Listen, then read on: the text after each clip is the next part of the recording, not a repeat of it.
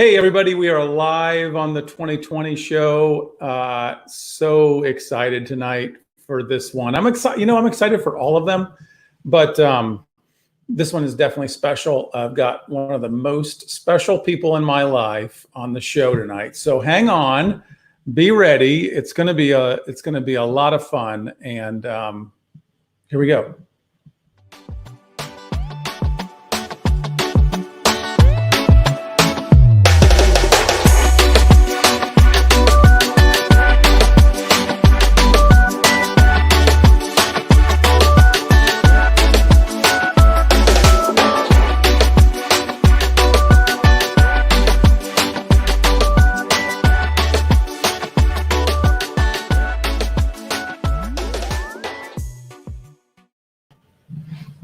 There's the big surprise.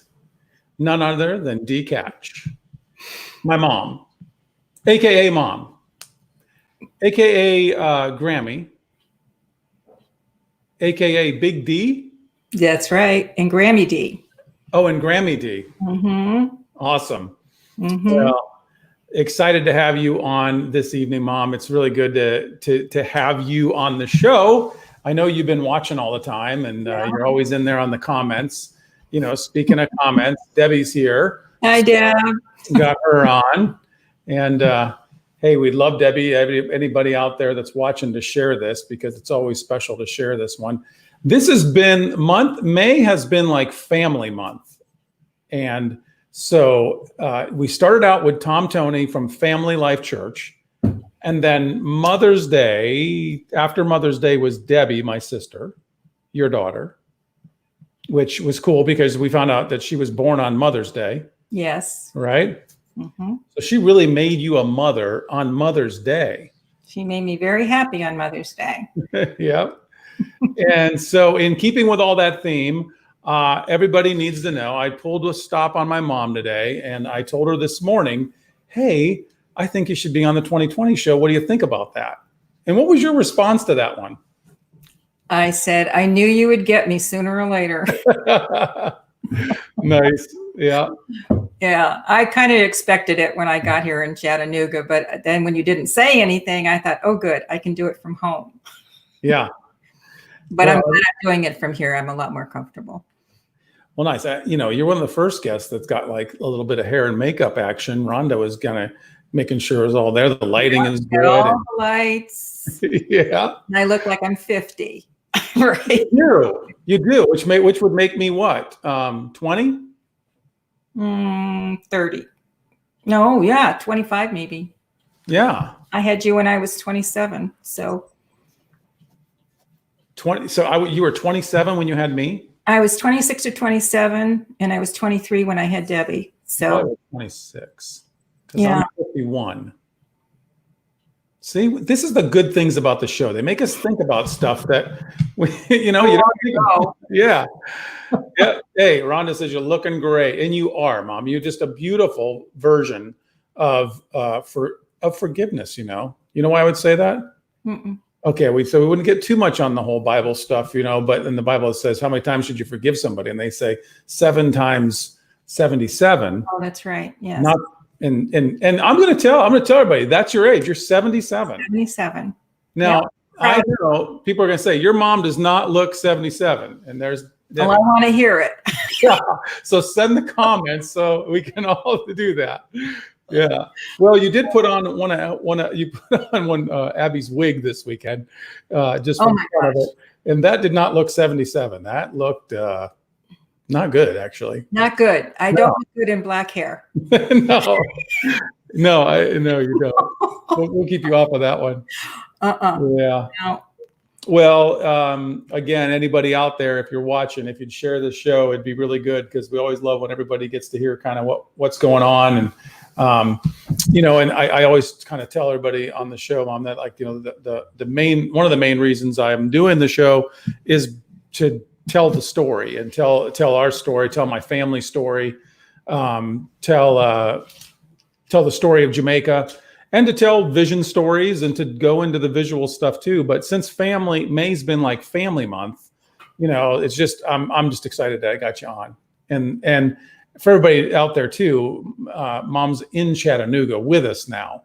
So you guys are making that transition from Florida back to Ohio, right? Yes, slowly. Slowly, which we like. We like the slow version because you're here with us for a few days. And here you got your first comment, Sharon, whoever you are. Sharon is from our Walmart location. The young lady that was there today. Yeah. Oh, she was the lady that took care of us. Yeah. Oh my gosh. Hi. Yeah. So that's Sharon. So you got your first comment. So she's getting brownie points already. Yeah. And Debbie, you got a second comment. She only hopes she'll look as good as you and be as active, because you are still moving. It's not like you're just 77 and sitting. No, I'm not going to sit until I have to. Yeah, exactly. So you're back through here. You're staying in Chattanooga for a few days. We had a little excursion yesterday. Went driving around looking at cottages and cabins and up on that brow. Yeah. Today was eye exam extravaganza, right? Yes. Thank you. Yeah. Done. I have to travel to have my eyes done. So that's fun. You're one of those who actually comes to Chattanooga. A lot of people say they're going to come to Chattanooga to have me test their eyes. You're one of those that actually, you do come. Yeah, but you give me great service. Ooh, see? You're getting brownie points now. Oh. So I go into the thing about, that's part of the show. The show is about telling our story. A lot of people say, oh, we should write a book. And there would be no book about me and my family and our story if there wasn't you. So you need, this is tonight's our chapter, Mom. So Okay. we're going to talk a little bit about how great of a child I was, how perfect I was, how I never did anything wrong. Oh yeah, it's supposed to be a true story. So and what I've shared with my mom is that it's just an authentic, original, no scripted event that we're doing, and so having you on is a part of the book, and the cool thing is that you've been a part of the story. I mean, all along. I mean, you're my mom, so you've seen the good, the bad, the ugly, and the miraculous, and everything. I've seen a 100% turnaround in you from the time that you were little to now. You were the shyest child in the whole wide world. Wow. And now you're so outgoing, and you have so many friends. And when we lived in Marlboro, I mean, I couldn't get you down that driveway to go to school. I remember not wanting to go down the driveway, like crying. And you'd come back. I mean, and I'd have to go back down there with you. But you never wanted to socialize. You never wanted to leave the house. Now look at the way you travel, the things you do, Doug. I mean, sometimes it's still hard for me to realize how much you've accomplished with being such a kid that just didn't want to go anywhere, but stay home. Wow. See, this is why I love the show, because, if I were writing the book, I would never have ever put that in. But you've got to remember all that stuff. Well, now that you're telling me, I'm remembering. I mean, I remember, yes, not wanting to get on the bus in Marlboro for sure. Right. I remember Hartville when we transitioned to that new school. Oh, I remember crying for weeks upon weeks upon weeks upon weeks that I didn't want to go there. But I mean, yeah, Debbie's got to agree, because Debbie was kind of like that, but you were more shy. That's not right. Right, Ed Tkatch? But you were shyer. I mean, you just, you never wanted to do anything unless it was on that farm. And even going to the store, you didn't really enjoy going to the store. And if I wasn't home or someone wasn't home, I remember one time when your dad and I went to California on a business trip with Goodyear and your grandparents. Oh yeah, I do remember that. That was like traumatic. That was terrible. I mean, we were out in California, and somehow you found our phone number of the hotel we were at, and you called at 3 a.m. and told me that you wanted to come with me or come home. Oh yeah. Yeah. I remember that part very vividly. And I remember Grampy really giving me the riot act, like, Because I think I did. I think I might have found it and called you myself. They didn't. They did not give it to you. So you were a good researcher. There, yeah. Yeah, Rhonda's saying Doug was shy. When did that change happen? That is wild. Debbie's saying, yeah, we cried in school. We wanted to go home, and we were always homesick. You're always homesick, and you always went to the nurse and had a stomach ache, and I always had to go to school and get you. And once you came home, you were jumping around and happy. And, so finally I told the nurse, no, I'm not coming to get him, because I knew exactly what was going to happen. But when you got over to Lake High School, Lake Middle School, you met Ro. Yeah, Ro changed my life. Ro really helped you so much. I give that kid so much credit. That's the next show. Rojas, if you're watching, we're putting him on next week. Because you talk about family. My son too. Yeah. But your second son. That's what you'd always say, right? Yeah, he's son number 2. But I got Jimbo there for son number 2. So right. 3. But he's the one that really helped you come out of your shell. Rojas. Good old Ro. Yeah. He needs to get on the show. Yeah. If anybody's watching, Ro, we're coming after you for next week, bro. Yeah. That's when you started to change. You got into play basketball and met some really nice friends there. And because you were this little chunky kid that just didn't want to do anything. And now you're so nice and slim. And should we show that picture? Yeah. You said chunky kid. So I always ask everybody who comes on the show, to send me some photos or send something that gives us some talking points. Well, this will take us to out of the childhood, but here I am. Back in the day, I was a little bit chunky. Well, we used to say that I was husky. Yes. That's what you'd say, Mom. You didn't call me fat. You didn't call me anything. You just said, oh, you're husky, Doug. That's all. We went to Burger King. It wasn't one burger. It was 2 burgers. Yeah. Giant ones. I do love, this is a picture of us in Canada. We used to go on this annual fishing trip up to, love those. Those are great, great, great, great memories up there. Chisholmores. I talk about my family about going. But I do remember, it's interesting. I've got the Ohio State shirt on from back then. It had to be Uncle Bill. Oh my gosh, you do. Must have got that. That's my Hartville hat. Yeah. And a big string of fish. Oh boy, do I ever have a nightmare about those fish. Look at all those perch. Yeah. Mm-hmm. So that would have been me out of the shell, because if I'm wearing the Hartville hat, I'm playing baseball for it'd be after little league team. Mm-hmm. Yeah. So Debbie says moving on Marble helped us both. I think we were kind of backwards. Well, I wonder if we had never moved from there. I don't think either one of you would have the careers that you have today. I really don't.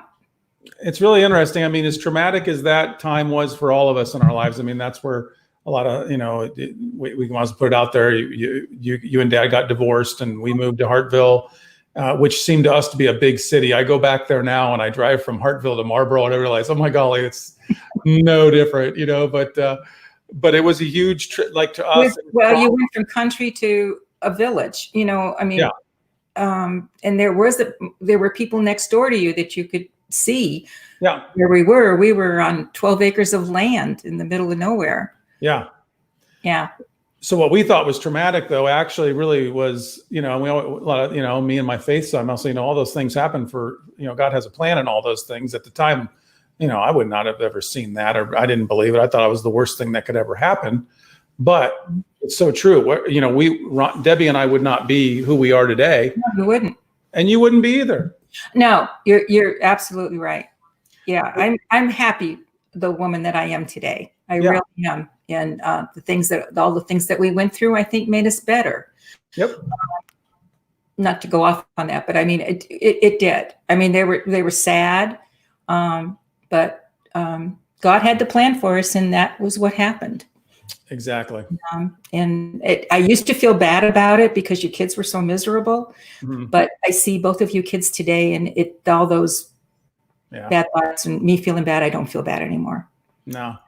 I say that to my kids even now these days, is that, a lot of times, and, they talk about the trauma or the things that they feel their life has been because of our missional life, because of going back and forth to Jamaica, and, being more like, we were more like migrant workers for Jesus in a sense, that we would be there in the school year and we'd come home to Ohio for the summer, and so, there's a lot of those things that were, like Debbie's saying, growing pains is what she's putting it on there. But, I still know, and I have the confidence in knowing that even the stuff that we put them through in their mind, it's for their good, and God has a plan for them. And just like in our days, I mean, that I can't look back and say that I have any ill feeling about my childhood. I love every part of that I had. Now, was it challenging? Was it not white picket fence? No, but it was our life, and it makes me who I am today. And I wouldn't give it up for anything, Mom. I know you wouldn't. I know you wouldn't. Well, and so I remember we moved to Hartville, and I start coming out of my shell, I guess. And and you come out of your shell. Not that you ever were in a shell, but you became a realtor. I became a realtor. That was something when I was growing up, I wanted to be a teacher. When I always wanted to be a teacher, and because that did not work out. And so after the divorce and everything, I thought, you know what? I love to help people. So maybe I could be a realtor. And I got my license in 81. And it was a wonderful career. Absolutely wonderful. I met so many nice people. And it was just a joy. And I loved working with the young people, the first time buyers, because I was like their mom. I was mom again, because you guys are gone. Right. And that was a wonderful career for me. Taught me a lot. Then I got Debbie in it. I said, Debbie, you're going to be a realtor. So, that was a great career. I was a realtor from 81, and then I kind of retired. I wrote it down in 2015. But I still have my license. I can't give it up. So 34 years. 34 years I was a realtor. You were active for 34 years. Yeah. And still licensed. And I'm still licensed. I mean, you've consulted me through like 6 or 7 homes, I think, it feels like, feels good to help you. Yeah. I know me personally. I mean, realty is a big part of our investment life now. Yeah. It has been something that we've done along the way, not like real, we weren't like real in-state investors, but I've always, and Rhonda would chime in that, my thing was always like, I don't want to invest in the market. I don't trust the market, but I remember those conversations. Yeah, let's buy a house. Let's put it in something like that. And so, and those have done really well for us over the years, and enabled us. A lot of that's enabling us to be who we are today and how we function. And all of my realty, all of my buy a piece of land or buy a house, all of that comes from you. Thank you. I do remember something then, right? You taught me many things, and we're going to get these out. You taught me how to scrape wallpaper. That's why I really liked caddying. But a screwdriver and nail are not your thing. Huh? What's that? Screwdrivers and nails are not your thing.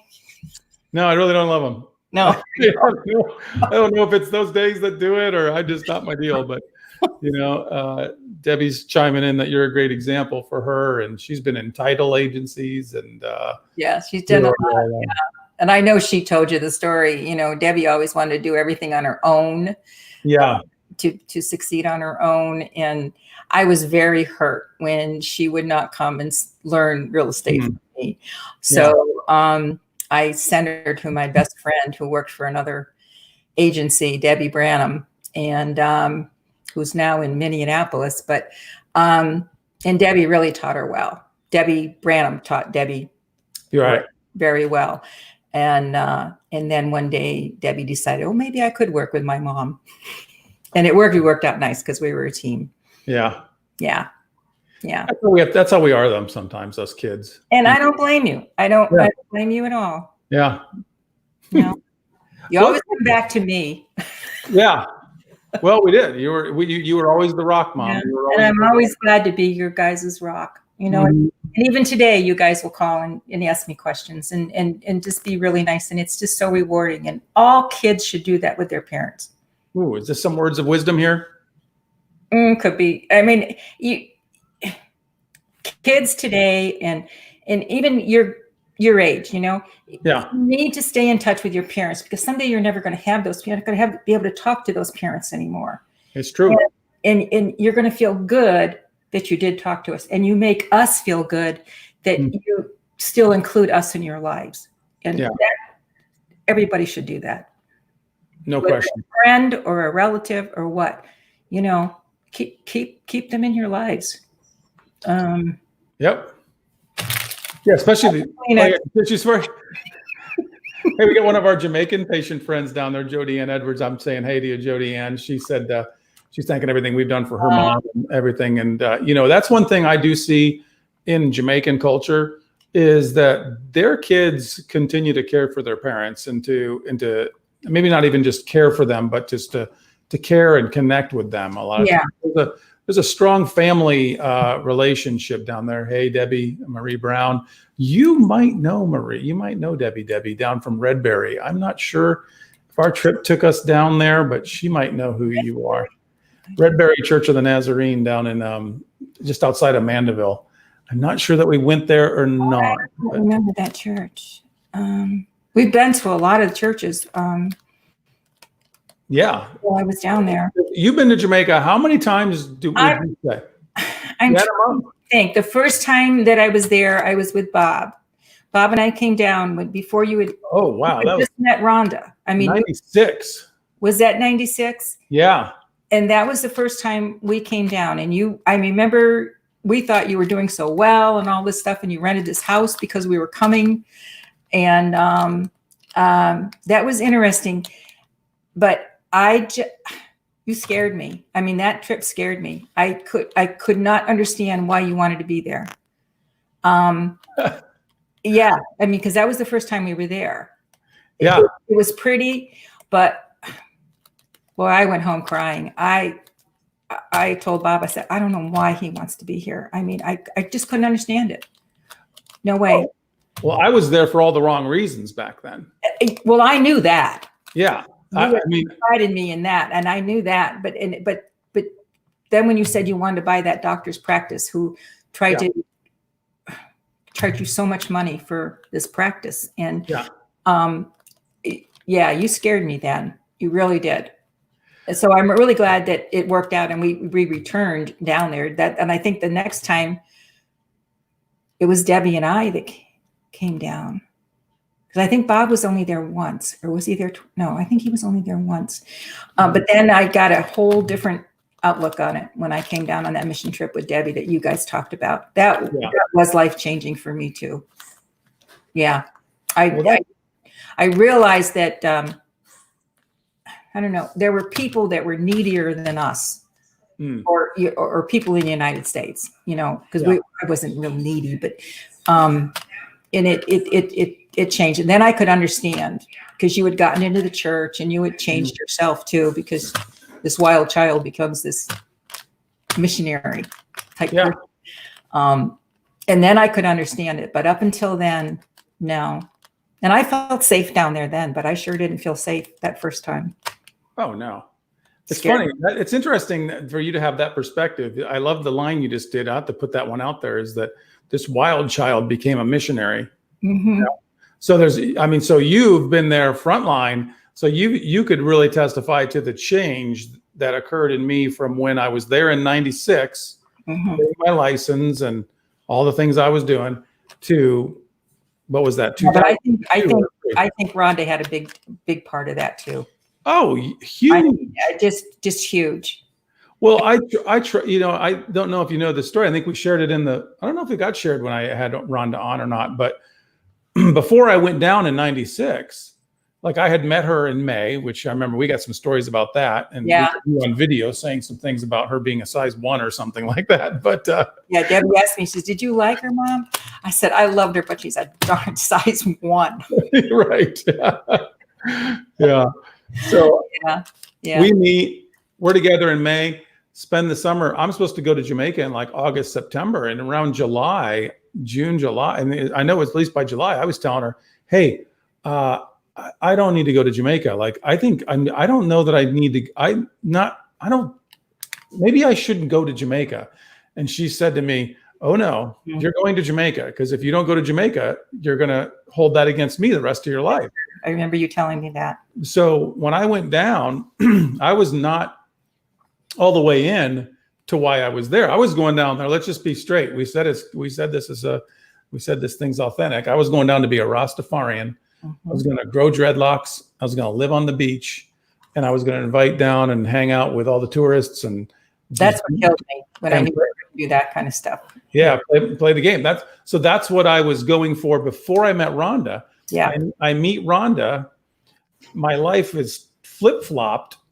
First time ever, I'm really in love and want to be faithful. You know, yeah. I don't want to go. I don't want to go to Jamaica. Like, that's completely different. Anybody that knew me pre-Rhonda would say that's impossible. You know, that would be impossible. And so when I was there, I was faithful to her, which was almost impossible. And that's why the chapter, you know, that's parts of the chapter of this book is supposed to be impossible without God. So God started something way back then when I met her. Because were you into religion then or not? I mean, you really, no, I didn't think so. No. Well, I was becoming spiritual. Jody Ann says, thanks, Rhonda. It's so true. A lot of people need to thank Rhonda for what she did to me to help bring me along and where we are in life now. But I was getting spiritual, Mom, as a Rastafarian.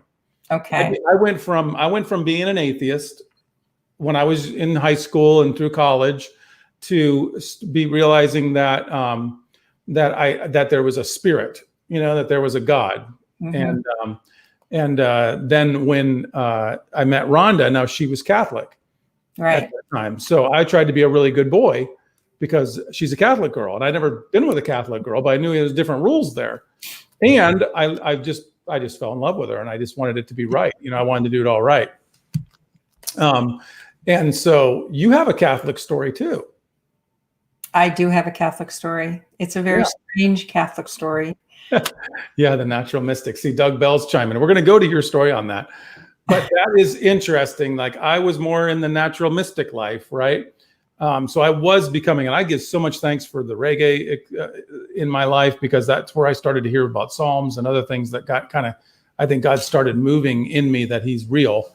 But it's through my commitment, my faith with Rhonda that really I began to look into the Christian life too. So so then I'm down there missionary, and you come down mission trip, and it's a whole nother game. Yeah. Yeah. That first mission trip. Yeah. It was wonderful though, because I could see in you and Rhonda what you were doing. Yeah. You believed in what you were doing. It wasn't phony. You just put your heart and soul in all of that. And it just made me realize that this is really what you want to do. Yeah. I was proud of you still. So tell us this part just on it, that, so when we went kind of missionary mode, you didn't see us, like you would have, like a normal grandmother would. Like, no, that bothered me because you had Griffin and Matt. Okay. And as you know, I got very attached to Griffin. Yeah. And I still am. Everybody knows it. I mean, it's just a flat out there. I love my other grandchildren. I love them dearly, but for some reason, here we go with the Kleenex. I got attached to Griffin, and maybe because he was my first grandson. Yeah. Danielle was my first granddaughter, which I got very attached to too. Yeah. But I felt that you were taking everything away from me. Yeah. You know, type thing. And at that point, I couldn't afford to fly to Jamaica and do those things. And you very rarely came home. And if you did, it was for a short period of time.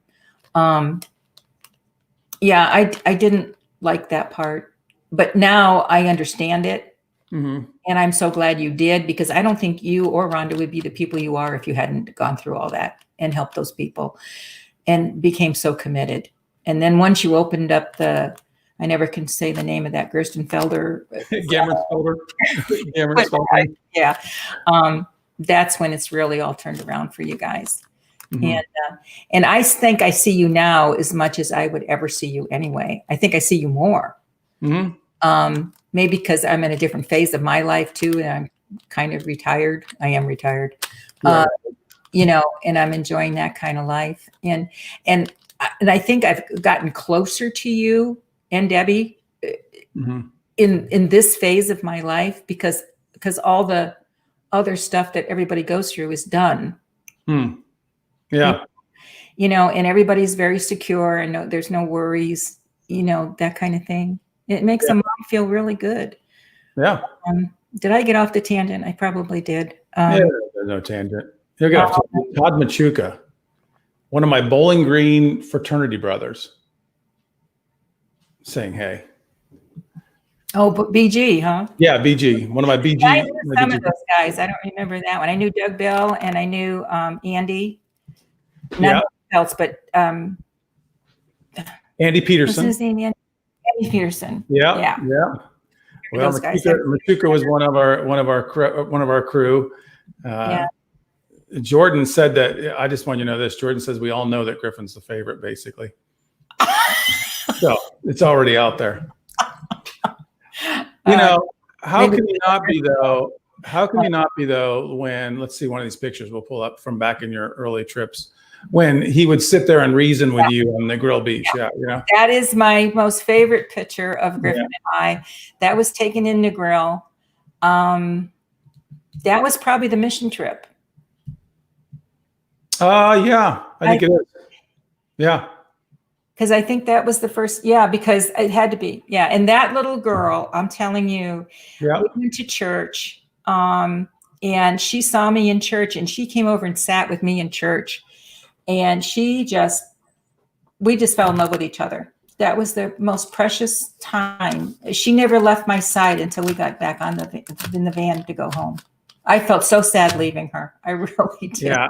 It's kids like that kind of tear your heart out. I mean, Rhonda's got a good story on that too about, that was when we decided, are we going to go home or are we not? And then she just said, no, I've got 12 kids out there that if I leave, I don't know who's going to take care of them. I don't know who's going to, share, at that time she was doing the children's church and oh, that's right. She was, wasn't she? She's like, what's going to happen to their eternity? Like who's going to share God with them if I don't stay here for that at that point, which there could have been, but that's what God had called her to do, to keep us there. And, I know one thing that we'd always hoped for you too, as you've gone through your life is for you to find a godly partner, in your life and a married. And so, when we talk about, it's kind of interesting, like when I found my match, and you've had other matches, Dad, obviously, that divorced, and Bob, he passed away, Sonia. So it's not like anything happened there. That was really rough. I remember that was a serious grieving time for you. Yeah. But when we were really praying and believing for you, that's when Ed came into your life. So, or what we call him Pappy. Yeah. Yeah. So, he's my catch man. That's what I call him. He's a catch man. That's how we got that last name, right? Yeah. And Ed's been down. That's you and Ed on one of the trips. I know you're watching, hon, in the other room. I love you. Yeah. Big up to Pappy, Yeah. He made a big difference. The whole story behind that is I was never going to get married again after Bob passed away. I just, not going to do it. Yeah. I would have thought you were done. I was done. And so a friend of mine from the real estate, Nancy Drake Hunter, she says, you've got to get on this website. She said, you'll just be hysterical about these people. And it was called plentyoffish.com. Yes, it was a dating thing. And so I did. Let's be clear too. This was an online dating thing. This was online dating. Yeah. Somebody commented earlier that you're a hip grandma. You're a hip Grammy who knows technology, Well, it helped. Exactly. Yeah. So I went on just as a joke. And I did go on one other date with a guy that was just unbelievable. And Rosebud, the kids will know what I mean. Well, Jordan just put it on there, Rosebud. Oh, did she? Yeah. But he was no bud and there was no rose. But anyway, we did that. And so I thought, oh no, this is it. I am not doing this at all. So I go to Florida every winter. And so I went down to Florida. And then all of a sudden this thing pops up. This guy pops up. Hi, my name is Ed Tkatch, blah, blah, blah.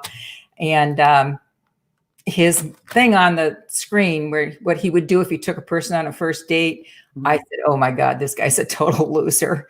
And, he was going to take me to a football game. What else? Oh. Well, what else? What A Cincinnati game, right? Yeah. And so we talked on the phone for about 4 or 5 months because he kept telling me to come home. And I said, no, I'm not coming home. I'm in Florida. And so I came home and we met, and he thought I had a wrinkled shirt on. Didn't like my wrinkled shirt, and I thought I looked great. But anyway, so we talk about that. And so eventually, after 2 or 3 years, we did fall in love, and he is a wonderful man. And you guys met him a few times. And the one thing that you always told me was, Mom, we're so glad you found a holy man. And so we still call him the holy man. And he's made a big change in my life, and I'm happy. And it was very important that you and Debbie both liked him too, because my second marriage, it was hard. I know. Yeah. And so you have a mother that has a lot of last names.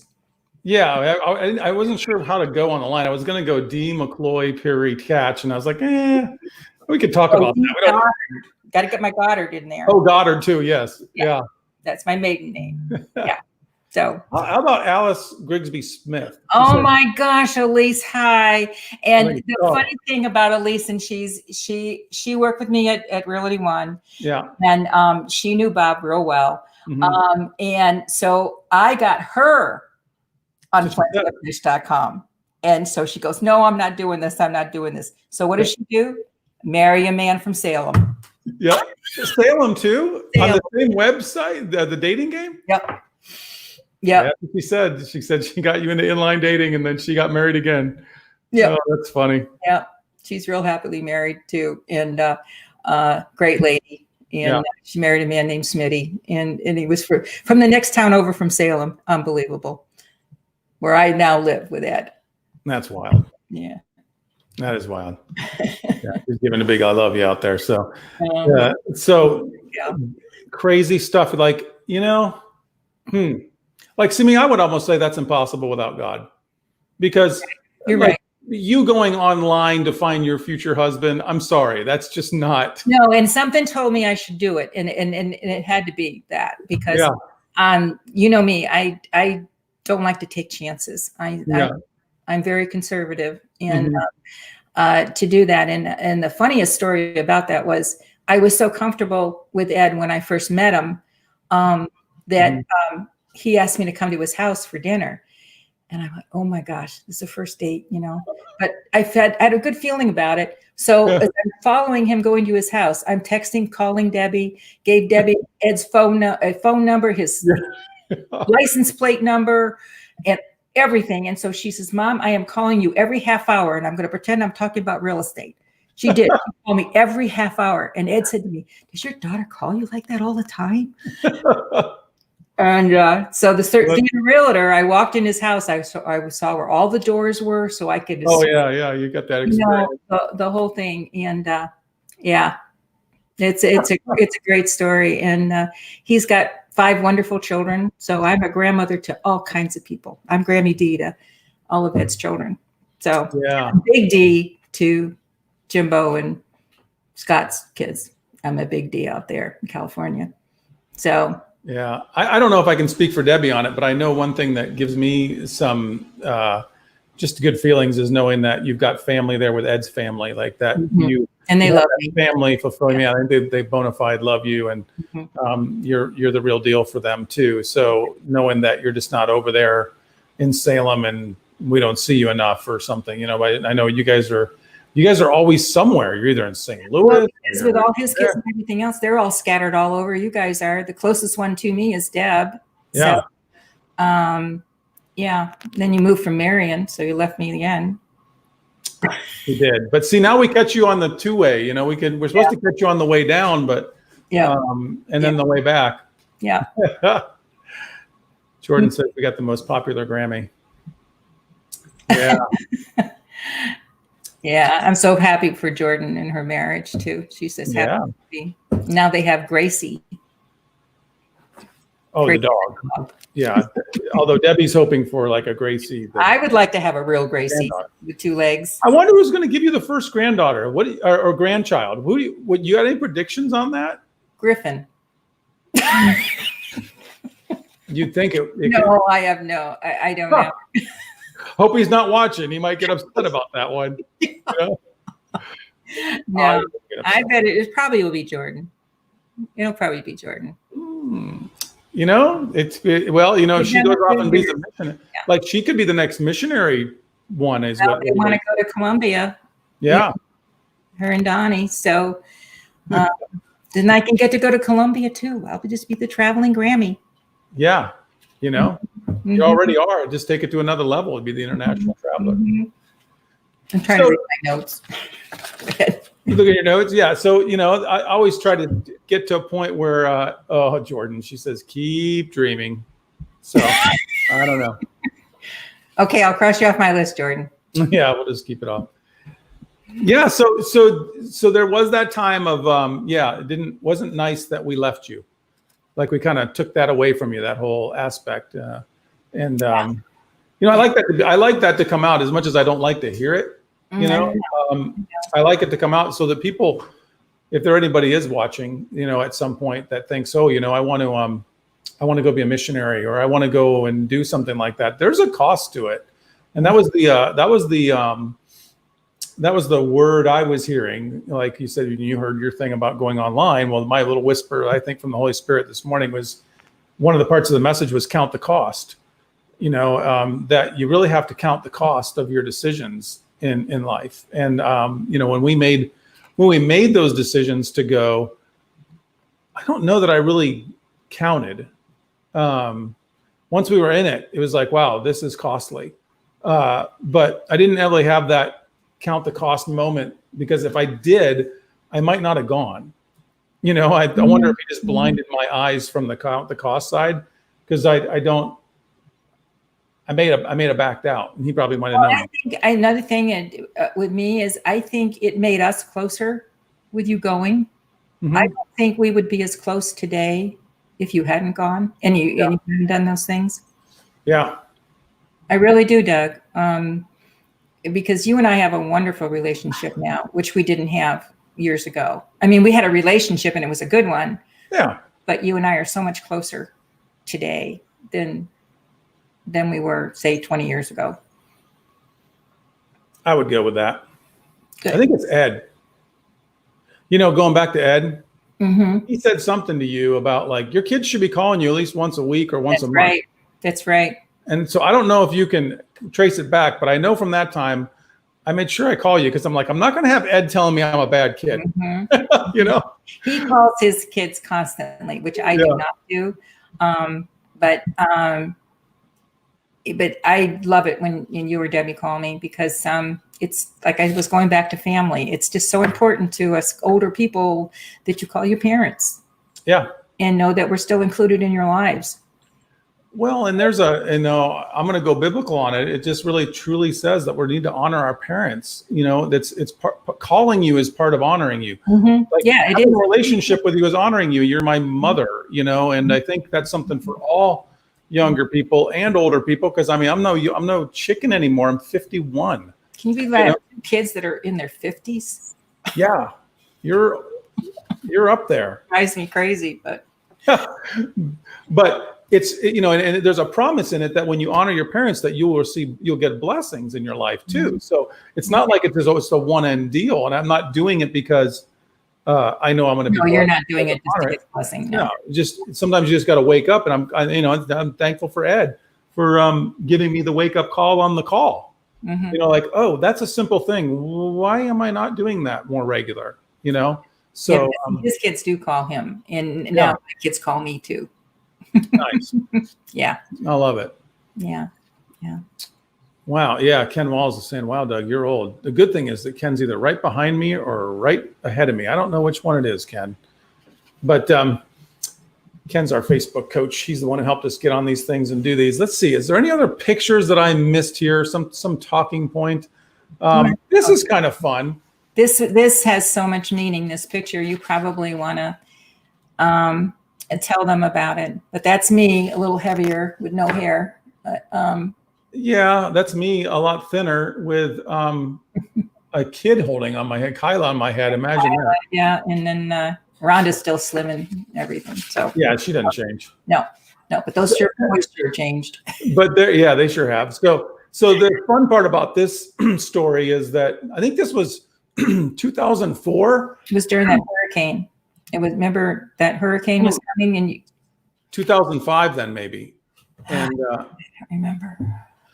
I think it was after the Jamaica hurricane. If Rhonda's watching, we could really use some help, Rhonda, what year that is. But the crazy thing is that we were going down to Florida in our mobile home, or no, motor home. Thank you.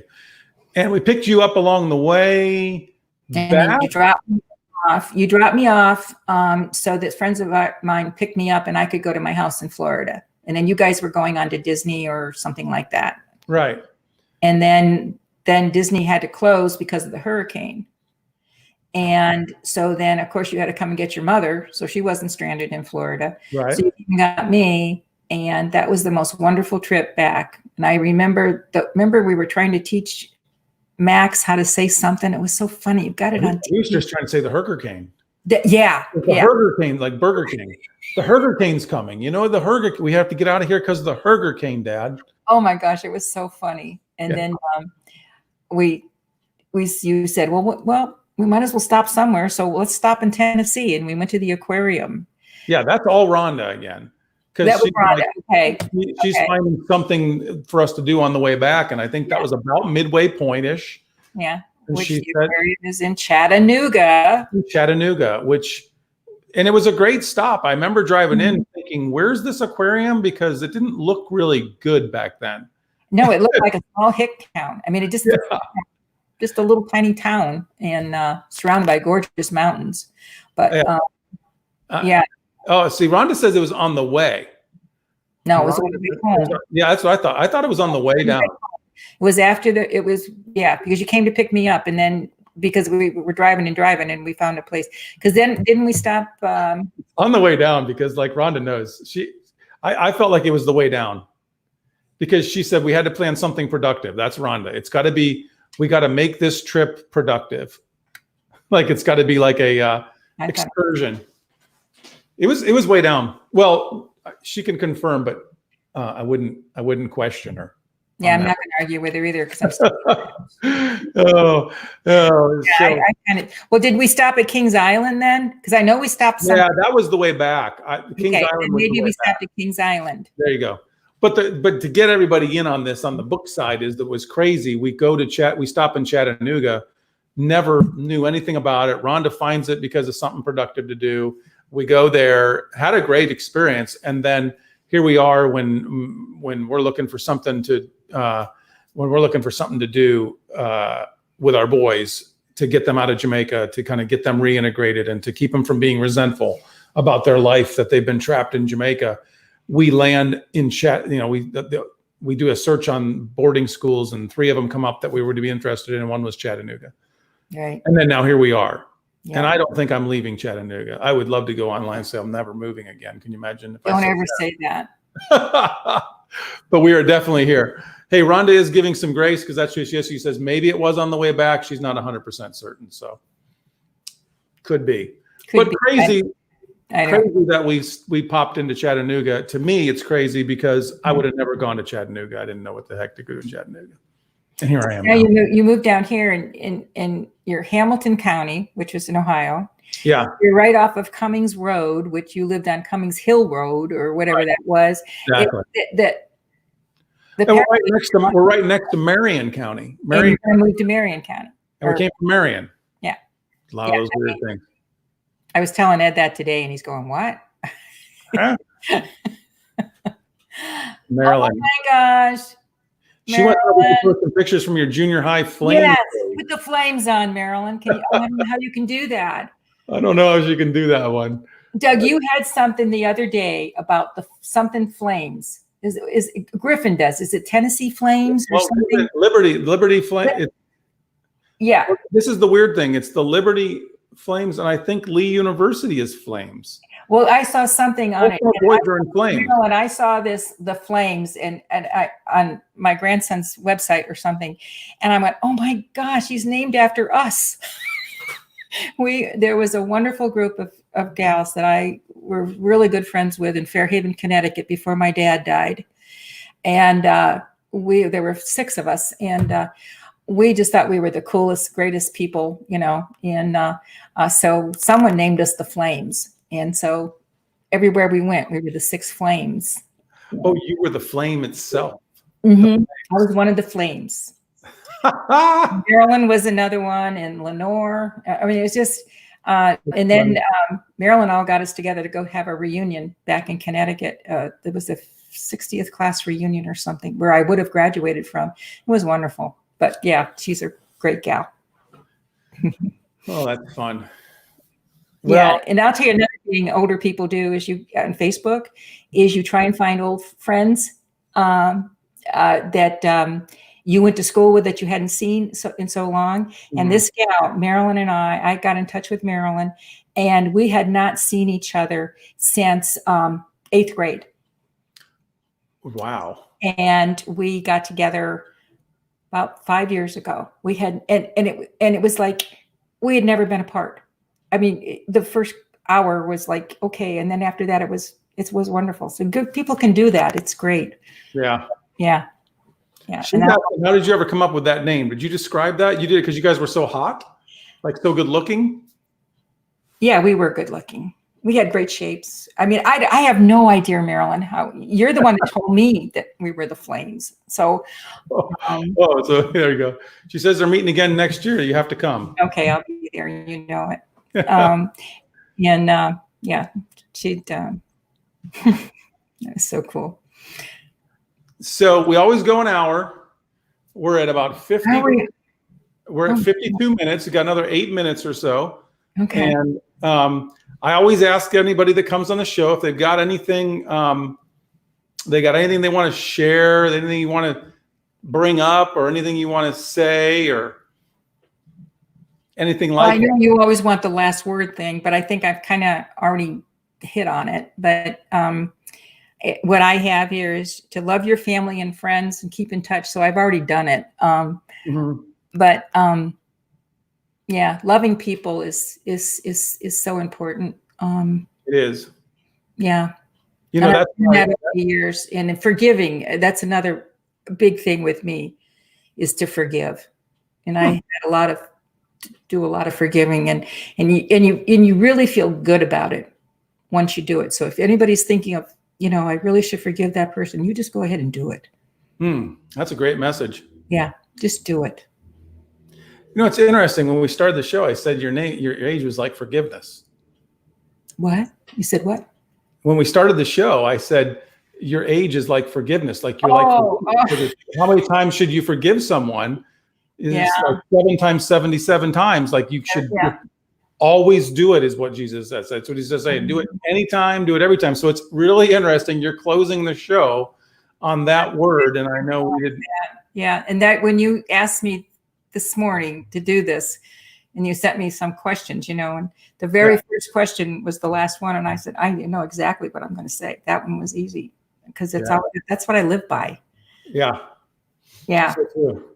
I know I've needed so much of it in my life that I love to live by it, because I know if I give it out, I can't give out as much as I've ever received. Like I've received so much forgiveness, I could never actually give out more than I've received. And I know another thing that I've lived on forever in the Bible for me is I was always a Cliff Notes guy in school.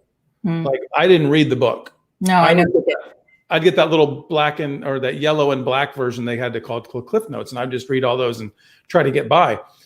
And so I think I asked somebody one day, or I found it. It just was that the Cliff Notes of the Bible is when someone said to Jesus, they say, "Hey, what's the most important commandment?" And we always had that one commandment on our wall, which I still have on the wall at the house now. Remember the one the picture I love is the second commandment, where it says, Don't speak about your neighbor. Don't speak bad things about your neighbor. But my shortness was, he says, hey, love the Lord your God with all your heart, all your soul, all your mind, your strength, and love your neighbor as yourself. Right. I have always said, that's all I'm going to just try to do. I'm going to try to love God. I'm going to try to love people. If I can stick to those two things, I'm good. You know, I can't mess that. If you do that, you just don't mess up. So that's your share point for, that's my share point for us tonight. Yes. Yes. Big D. Why they call you Big D? That story is when Bob and I lived at the lake, Comet Lake. Yeah. Our bedroom was downstairs and there was a stairs to go down. And Jimbo and Cheryl, my stepson in California, and his family were visiting us. And Ryan was, I don't know, 2 years old, 3 years old. Yeah. And I'm standing at the top of the stairs and she's coming up and she goes, boy, you're big, D. And it just stuck. And ever after that, she always called me Big D. And it wasn't an insult. It was just, I was so tall up here and she was so big. Yeah. And so to those kids, I'm Big D. And it's cute. I love it. So yeah, I have lots of names. Most of them are good. Yeah, most of them are good. I like to know that's, I knew it was something with them. I didn't know. Yeah. So Ryan is the Big D. Yeah, Ryan is my granddaughter and Nick is my grandson out there. Yep. Yep. Debbie's got a nice comment on there. She's thanking you for living a life of forgiveness. You gave us a great gift by your example with our dad, especially towards the end of his life. Yeah. Yeah. And that was a big forgiveness for me. I just felt so good about it because I forgave him before he passed away. And I think it meant a lot to him too. I don't know if Debbie still has that letter or not, but that was needed by me and it was needed for your dad. And I think it made him have a more peaceful death too. Oh yeah. I really do. That is another beautiful thing about that forgiveness is that so many times that, like I've heard you say, it was really good for you. You know, it feels good for you. Like we don't realize that if we would just forgive people, we take all that burden off of us because it's like you're carrying around, well, either resentment or anger or hurt or whatever. And when you forgive that person, it's like the shackles, you know, the whole thing just comes off and you're free now. I'm free. Yeah. Yeah. Yeah. Marilyn says that it should be Big D because you got a big heart. And that is very true because I'm surprised you made it this long without busting out that tissue. I know. I can't believe it. There's still closed package. Yeah. Well, I've heard you crinkling it. So I said, they just keep crinkling that thing. Yeah. Definitely. Yeah. And it just, that's me helping people. You know, it's just, that's just me. Well, I know I get that part from you. You do. And, yeah. The shyness thing was an awakening for me tonight. That how withdrawn I was. No, I do remember, but like I don't remember until I tell it to so many people that do the show with me. Hi, Dora. Dora, you're next. Yeah, Doro, you're coming up. Just so you know, we talked about you even being the last Tuesday of the month on the family side. We are going to do Doro with Rhonda, though. It's going to be a Doro and Rhonda party that night. I interrupted you, Doug. I'm sorry. Yeah, it's okay. I think that's just that point of I don't remember. There are things. This is why I love doing that. I said I couldn't write a book because to me, things are coming out when I spend time with you and other folks that come on the show that I would never remember. I remember them when they say them, but I would have never remembered them on my own. So. I think that's one of the beauties of doing this. We're really worried about you too. I mean, your dad and I were really worried about you because you were so tied to my apron strings. I mean, I wouldn't let go of you. I remember I was latched. You were latched. Yeah. You were. And see, the thing of it too is that another thing is we didn't have family out there in Marlboro. I mean, in Ohio. I mean, we had your grandparents, your dad's parents, but they were 3 hours away. And my mom was Massachusetts. So you never really got to know family. Yeah. Well, you know, so to have a stranger come into the house or whatever. And we didn't have that many friends in Marlboro because they were so spread apart. You had them, but we're far apart. Yeah, we were like secluded in our own little house on the prairie, you know. Yeah, I was a Joey. Doro's calling me a Joey. We used to call Kyla Joey because she just would not leave the hip. She just really? Yeah. I didn't know. Yeah. And Kyla and I have a lot of similarities, by the way. Yeah. You know, and Griffin in the beginning was so shy. Yeah. Griffin was so much like you. He still is, but he's coming out of his shell too. Oh yeah. Yeah. Yeah. Which is really good to see. Joey, I don't know that one, but that's cute. Hey, we hit it. We hit the hour. Just like that. Well, I actually enjoyed it. Oh, see, they're actually fun. You know, Yeah. I mean, when you don't worry about who's watching or what's saying, I mean, it's just fun. The good thing is I get to come home now and see you again. That's right. And I have to make you spaghetti with clam sauce tomorrow night. I can't wait for that, actually. Spaghetti with white clam sauce, we call it, don't we? White clam sauce. Yep. Yes. So, well, I think one of the big things I take home out of this is your close. I think forgiveness is really that's my take home message with you. I think that's really been a big story in our lives. You know, like I had to forgive Dad. Mm-hmm. You had to forgive him. Mm-hmm. I had to be forgiven for the way I behaved and the way I acted. This forgiveness is a huge part that has been able us to have more love. Yeah, especially with us, with our family. Mm-hmm. It really has.